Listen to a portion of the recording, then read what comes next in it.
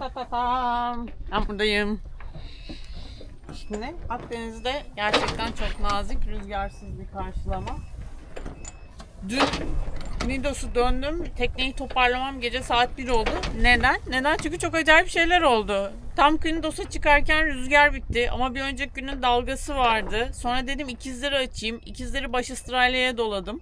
Sonra onları çözmek zorunda kaldım. Allah'tan çözebildim yani. Sonra tekrar Cenova'ya geçtim. Rüzgar çıktı. Knidos'a yürüdüm falan derken bunlar fazladan bir 2 saat falan sürdü. Bütün bu karışıklık da işte arada bu arada gemiler böyle bayağı yelkenler falan üstüme geliyorlar. Yani ben yelkenle gidiyorum. Onlar motorla gidiyorlar. Anlamak mümkün değil.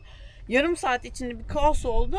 2 saat boyunca hava bekledim Knidos'a çıkmak için. Sonra bütün her şeyi toparlamamda gece saat işte 2'yi buldu. Ben nasıl toparlandım bilmem ne yattım. Ve sadece hani bir kara parçasına çarpmayayım, bir de başka bir tekneye çarpmayayım, geminin altında kalmayayım kafasıyla yattım. Ve işte ne kadar uyudum? 3 saat, 4 saate falan yakın uyudum. Aralıksız değil tabii, kalkarak uyudum. Yarım saatte bir kalktım, gene neredeyim diye baktım. Ama uyudum yani, kendime geldim. Sabah kalktım, tekneyi toparladım, çöpleri toparladım. Bu anlattığım şeylerin hiçbirinin videosu yok tabii ki. Hiç panikle hiç video bile aklıma gelmedi yani. Şimdi hava yatık, öğleden sonra gelmesini bekliyoruz havanın. Tam demin de Özlem'le mesajlaşıyordum. İyi bir kahvaltı yap dedi. Ben kalkalı 3 saat falan oldu. Saat 9.30-4 saat olacak hatta, ona geliyor. Aklıma kahvaltı yapmak gelmemişti. Çok iştahsızım. Neyse, Özlem öyle söyleyince aklıma geldi. Beyaz peynirli tost. Beyaz peynirli tosta gidiyorum. Tereyağlı böyle.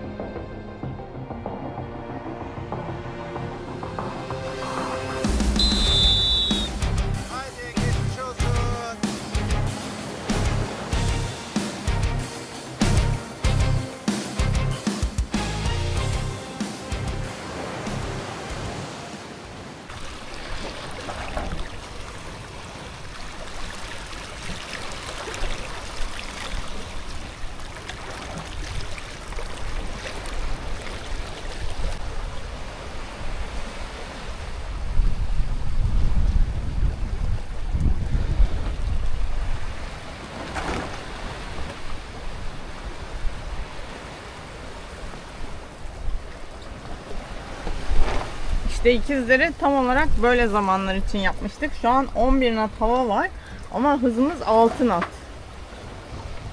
Daha ne gidelim ve tam 180'den alıp gidiyoruz. Harika çalışıyorlar yani, gerçekten mükemmel çalışıyorlar. Geçen Karadeniz'de çok zorlamıştım. O zorlamadan sonra zaten üstüme de bir rahatlık geldi. Şu an 10-12 esiyor. İşte bir sağanak yaptı, 14 falan esti. Dalga yok, bir şey yok arkada. Oo, rahat rahat gidiyoruz yani. Şimdi birazdan şu Rodos'un köşesine döneceğiz. Şurada ben bir nokta işaretledim. Bu nokta Rodos'un orta hizasından aynı zamanda Türkiye'den de açılmam gereken alanı gösteriyor. Yani birden böyle Kıbrıs'a doğru, Kıbrıs nerede?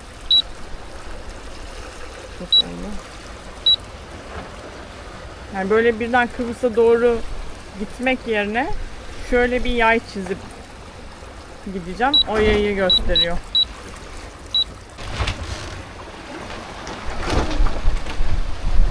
Birbirlerini çok güzel dengeliyorlar böyle.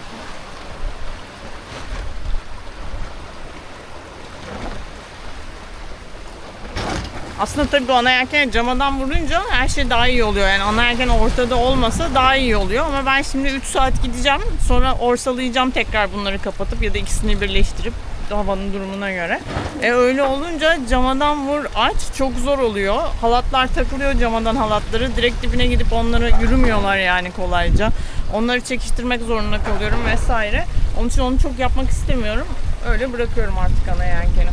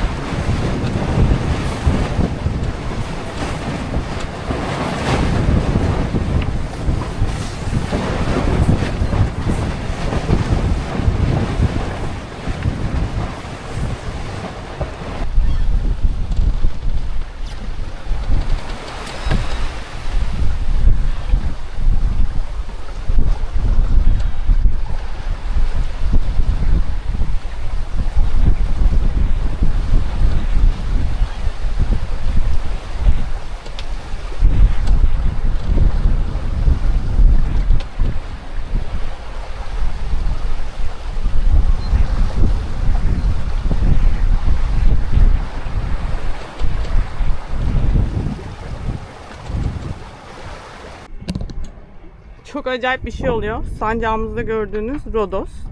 Normalde bizim İskenderun'a bu tarafa gitmemiz gerekiyor. Hava bugün arkadan gelmesi gerekirken kafadan, İskenderun tarafından şu an güneyden geliyor.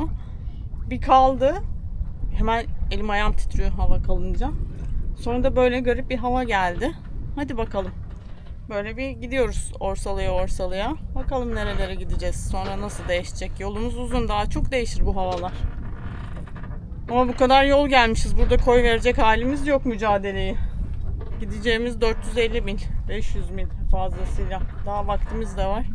Gideriz. Gene Fatih Aksu gibi çoğul konuştum. Demek ki bir süre sonra yalnız kalınca oluyor böyle.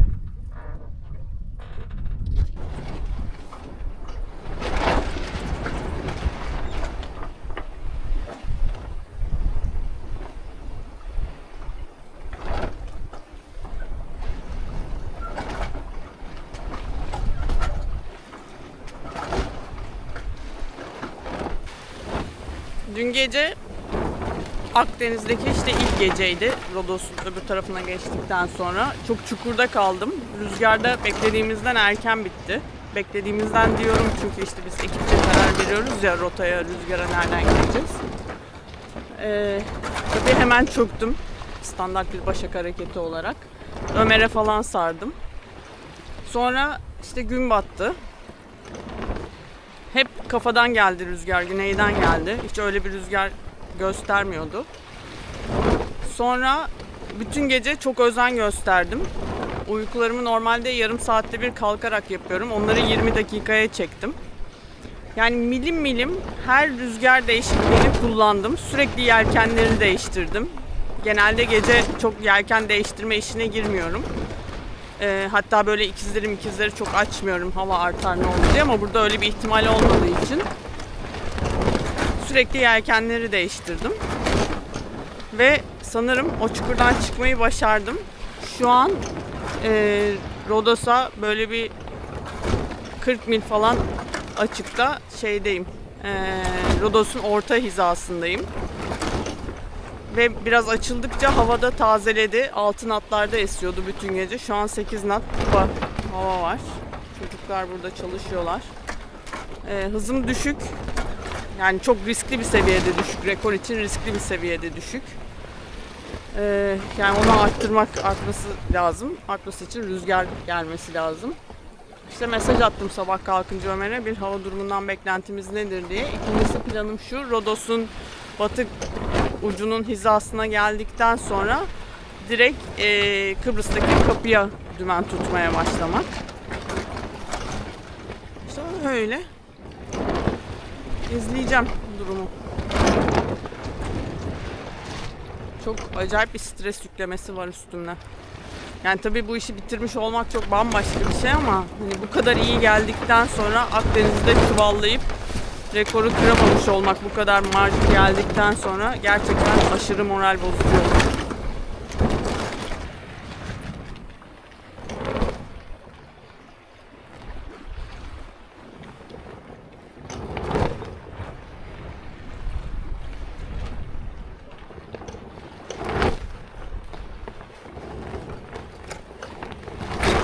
Dünün o yanık havasında 68 mil yol yapmayı başarmışım. Ki ben sabah baktım. Büyük ihtimalle son işaretlediğim noktayı öğlen gibi işaretlemiştim ben. Aslında daha bu yaptığım yollar da oraya yazıyor olmalı. Neyse, önemli değil yani. Fena değil bu kadar yanık bir havada 68 mil yol yapmış olmak. Şu an 380 mil var daha hedefe. Ama mesela sabah kalktığımda 3.30'da anca gidemiyordum. Ve 3.30'da gidince 380 mil çok riskli oluyor rekor açısından. Yani gidemeyebilirsin. Çünkü 380'in yani 3.5'un altına da düştüğü yerler olacaktır mutlaka, hızın, rüzgarın kaldığı yerler. Sahil güvenlik geldi. Bir süredir ortalarda yokum ya, telefon da çekmiyor. Genelde böyle durumlarda kıyamazlar, bir gelip bakarlar. Merhaba. İyi, fena değil. Biraz daha rüzgar olsa daha iyi olacak ama yatık bu aralar ama. Yok, çok teşekkür ederim. Çok sağ olun.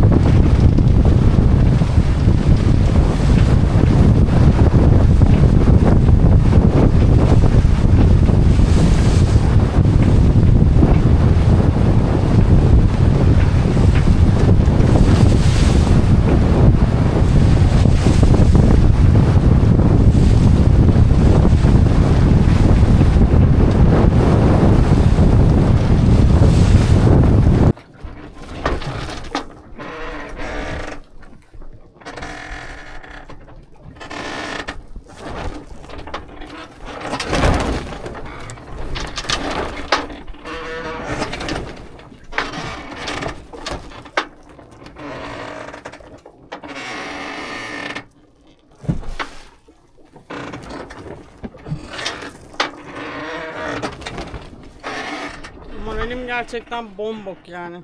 Yine denizin ortasında kaldım. Antalya açıklarındayım. Rüzgar yok, hiçbir şey yok. Yani bu koşullarda rekor kırmam falan mümkün değil. Sadece kendimi kandırıyorum yani. Her sabah farklı böyle yeni bir motivasyonla uyanmaya çalışıyorum. Sonra her öğlen aynı şey başıma geliyor. Karalar bağlıyorum. Gece zaten yanıyor hava tamamen. Kendimi uykuya vuruyorum. Sabah kalkıyorum. Yine bir heyecan. Sonra yine bomba. Hesapladım. Rekoru kırabilmek için günde 75 mil yapmam lazım. Şöyle yapabilir miyim yani? İmkanı yok.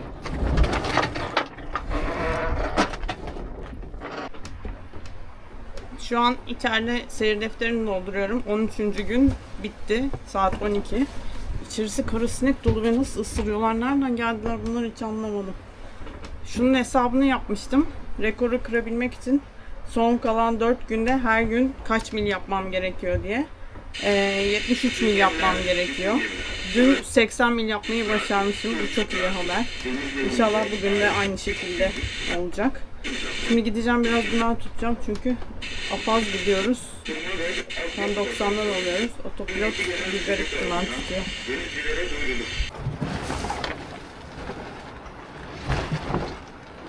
Seslerden de anlaşılabildiği gibi yine rüzgarsız korkunç bir sabah ve benim artık hiç tahammülüm kalmadı yani rüzgarsız kalmaya.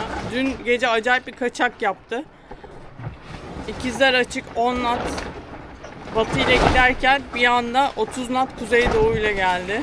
Acayipti yani. Tekneyi nasıl toparladığımı bilmiyorum. İkizleri de şansa kapattım yani. Gerçekten nasıl oluyor böyle? Şansa bazen bazı şeyleri yapıyorum. Camadan vuracağım. Cenova açık değil. Tekne orsalamıyor. Orsalamadığı için ana yelken inmiyor. Sonra Cenova'yı açtım. Sonra eğlendirdim tekneyi. Ana yelkeni toparladım. Biraz ikinci camadan aldım. Bütün gece aç kapa. En son yavaşlattım tekneyi ve uyudum yani yapacak bir şey yok. Artık ne kadar yol kaybettiysem o kadar kaybetmiş oldum. Sabaha karşı kaldı rüzgar iyice. Şimdi işte internet çekmiyor. Ben bakamıyorum hava durumuna. Ömer diyor ki saat 9'da ya da 10'da geç esmeye başlayacak. Doğulu esecek. Kaan diyor ki şimdi esiyor ama esmiyor tabi. 11'de kalacak hava. Ama şu an hava biraz yani en azından 3 knot batılı esiyor. Yani en azından biraz yürüsün de şu yelkenlerin vurma sesi kalksın yani. Çok sinir bozucu. Gerçekten çok sinir bozucu. Daha da kötü haber. Dün internetim çektiğinde en son hava durumu indirmiştim. Körfezin içi de yanmış. Yani hadi buradan çıktım, kapıyı geçtim, yukarı yükseldim. Körfezin içinde nasıl yürüyeceğim yani? 50 milde orada durmam lazım. Hiçbir şey iyi gitmiyor. Hiçbir şey iyi gitmiyor. Çok bittim yani.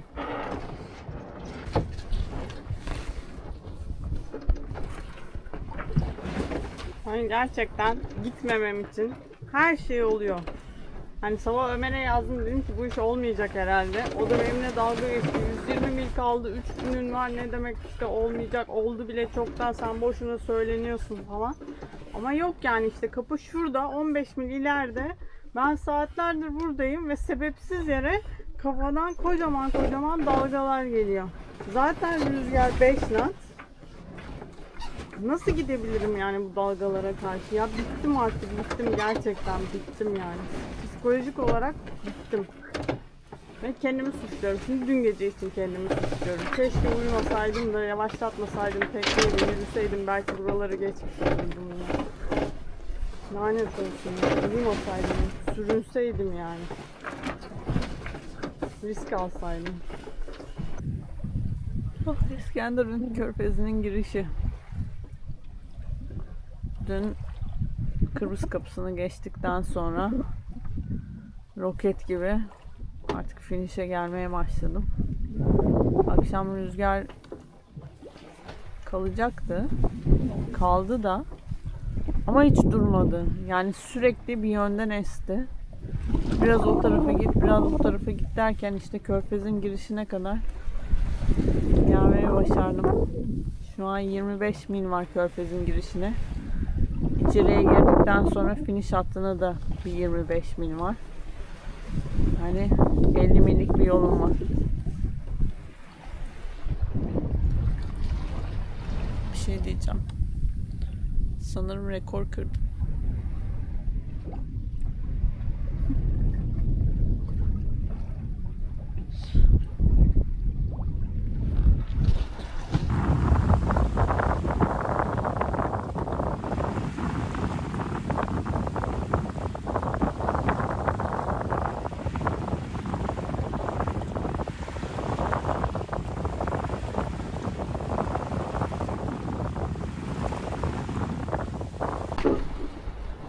Artık son 12 mil.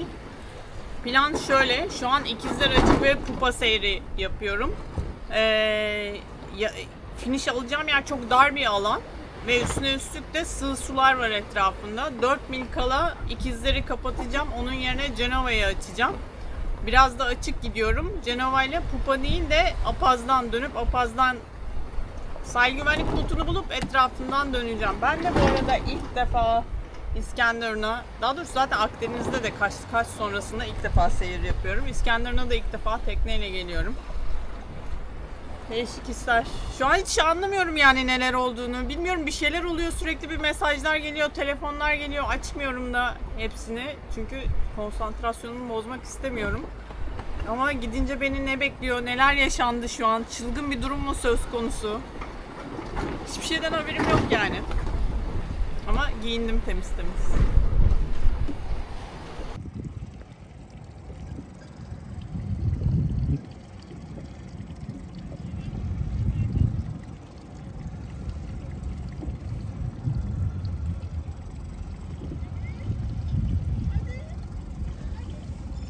Bebeğim, eğilik hepsini yakalıyor.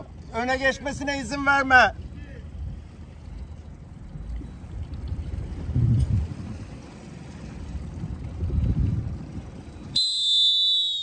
Haydi geçmiş olsun.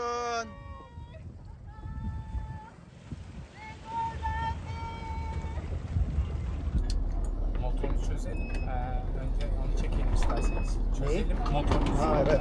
Ondan sonra Gelin buyurun.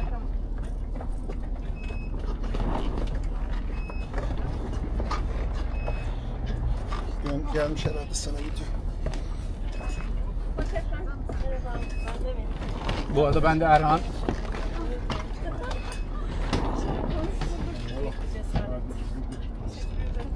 Ben şey yapayım, ışık yapayım sen.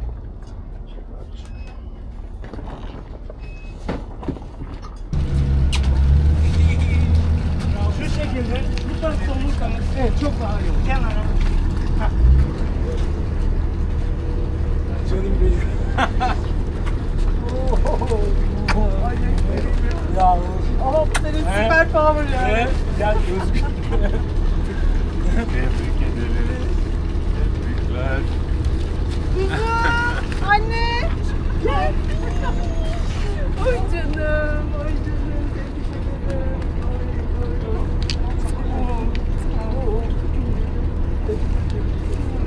Tebrik ederim. Bebeğim gel, gel.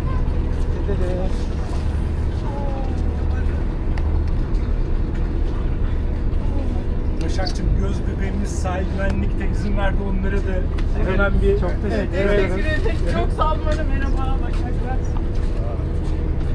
Sultan bir saniye. Teşekkür ederim. Çok sağ olun.